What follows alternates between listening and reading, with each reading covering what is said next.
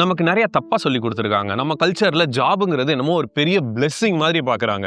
என் friend work பண்ற இடத்துல போய் salary கேட்டாங்க. அதுக்கு அந்த பாஸ் இல்ல, நான் தான் உனக்கு எப்ப போடணும்னு டிசைட் பண்ணுவேன், வெயிட் பண்ணு அப்படின்னாங்க. இவங்களுக்கு அப்படியே ஒரு மாதிரி ரொம்ப கஷ்டமா போச்சு.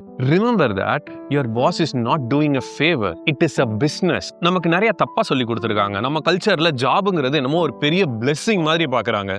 But it is not. a job is a transaction. நம்ம ஒரு ஸ்கில் கொடுக்குறோம், நமக்கு ஒரு டைம் ஸ்பெண்ட் பண்றோம், எஃபர்ட்டை கொடுக்குறோம், நம்மளால அந்த பிசினஸ்க்கு ஒரு வேல்யூ ஆட் ஆகுது, அதனால அந்த பிசினஸ் earn பண்ணுது. நம்ம ஒரு விஷயத்துக்கு எப்படி கான்ட்ரிபியூட் பண்றோமோ அது மாதிரி நம்மளோட கான்ட்ரிபியூஷனுக்கு காம்பன்சேட் பண்றதுக்கு அவங்க திரும்பி கொடுக்கறதுக்கு பேர் தான் salary. யாருக்கும் இங்க ஃபேவர் பண்ணல. அவங்க salary கொடுக்கறதுனால அவங்க மேலேயும் இல்ல, salary வாங்குறதுனால கீழேயும் இல்ல. இது எல்லாமே நம்ம மைண்டுக்குள்ள தான் வாழ்ந்துகிட்டு இருக்கு. asking for a raise வந்து that is like updating your price.